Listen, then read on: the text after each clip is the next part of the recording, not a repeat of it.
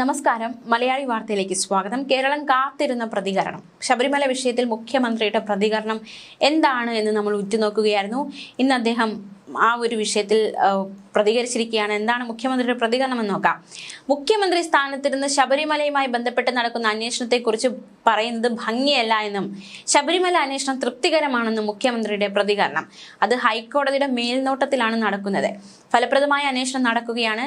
ആ വഴിക്ക് അന്വേഷണം പൂർണ്ണ തൃപ്തി നൽകുന്നുണ്ട്. CPM-നെ സംബന്ധിച്ചിടത്തോളം ആര് തെറ്റ് ചെയ്താലും സംരക്ഷിക്കുന്ന ഒരു നടപടിയും ഉണ്ടാകില്ല എന്ന് പാർട്ടി വ്യക്തമാക്കിയിട്ടുണ്ട് എന്നും മുഖ്യമന്ത്രി പ്രതികരിച്ചു. K. ജയകുമാർ ദേവസ്വം ബോർഡ് ചെയർമാനായത് സർക്കാർ നിശ്ചയിച്ചതുകൊണ്ടാണ്. അദ്ദേഹം വിരമിച്ച IAS ഉദ്യോഗസ്ഥനാണ്. സർവീസിന്റെ ഭാഗമാണെന്ന് പറയാനാവില്ല.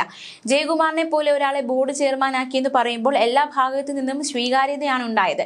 പല ഘട്ടങ്ങളായി ശബരിമല വിഷയങ്ങളിൽ അദ്ദേഹത്തിന്റെ വൈദഗ്ധ്യം തെളിയിച്ചിട്ടുള്ളതാണ്. പൊതുവിൽ അയ്യപ്പ ഭക്തരെല്ലാം നല്ല നിലയ്ക്ക് സ്വാഗതം ചെയ്തിട്ടുള്ളതാണ് അദ്ദേഹത്തിന്റെ നിയമനം. അദ്ദേഹവും ബോർഡ് അംഗങ്ങളും തമ്മിൽ യാതൊരു അസ്വാരസ്യവുമില്ല. എല്ലാവരും അംഗീകരിക്കുന്ന മനുഷ്യനാണല്ലോ അദ്ദേഹം. എല്ലാവർക്കും സ്വീകാര്യനും നിഷ്പക്ഷതനും കാര്യക്ഷമതയോടെയും ചടുതലയോടെയും കാര്യങ്ങൾ ചെയ്യുന്ന ആളുമാണ് അദ്ദേഹമെന്നും മുഖ്യമന്ത്രി പ്രതികരിച്ചു. എന്നാലും ശബരിമല വിഷയത്തിൽ നിർണായക പ്രതികരണമാണ് മുഖ്യമന്ത്രിയുടെ ഭാഗത്തു നിന്നും ഉണ്ടായിരിക്കുന്നത്. അതേസമയം ശബരിമല സ്വർണ്ണക്കൊള്ള കേസിൽ എൻഫോഴ്സ്മെന്റ് ഡയറക്ടറേറ്റിന്റെ അപേക്ഷ വിജിലൻസ് കോടതി ഫയലിൽ സ്വീകരിച്ചു. കേസിൽ രജിസ്റ്റർ ചെയ്ത FIR-ന്റെ പകർപ്പും മൊഴികളും കൈമാറണമെന്നാവശ്യപ്പെട്ടായിരുന്നു എൻഫോഴ്സ്മെന്റ് ഡയറക്ടറേറ്റ് അപേക്ഷ നൽകിയത്. ഡിസംബർ 10 കോടതി അപേക്ഷ പരിഗണിക്കും. ED-യുടെ അപേക്ഷ നേരത്തെ സംസ്ഥാന സർക്കാർ എതിർത്തിരുന്നു. ശബരിമല സ്വർണ്ണക്കൊള്ള കേസിൽ ED വേണ്ടെന്ന നിലപാടാണ് സംസ്ഥാന സർക്കാർ സ്വീകരിച്ചത്. ഇത് കൊല്ലം വിജിലൻസ് കോടതിയിലും സർക്കാർ ഈ നിലപാട് തന്നെ ആവർത്തിക്കുന്ന സാഹചര്യമുണ്ടായി. പൂർണ്ണമായും ED അന്വേഷണത്തെ സർക്കാർ എതിർക്കുകയാണ്. ഈ എതിർപ്പ് രേഖാമൂലം അറിയിക്കാൻ സമയം വേണ്ടതുണ്ട് എന്ന ഘട്ടത്തിലാണ് കാര്യങ്ങൾ എത്തിയിരിക്കുന്നത്. അതുകൊണ്ടാണ് തുടർ നടപടികൾക്കായി 10 മാറ്റിവെച്ചത്. FIR-ഉം മറ്റ് രേഖകളും ആവശ്യപ്പെട്ട് ED ഹൈക്കോടതിയാണ് ആദ്യം സമീപിച്ചത്. തുടർന്നാണ് കൊല്ലം വിജിലൻസ് കോടതിയെ സമീപിച്ചത്.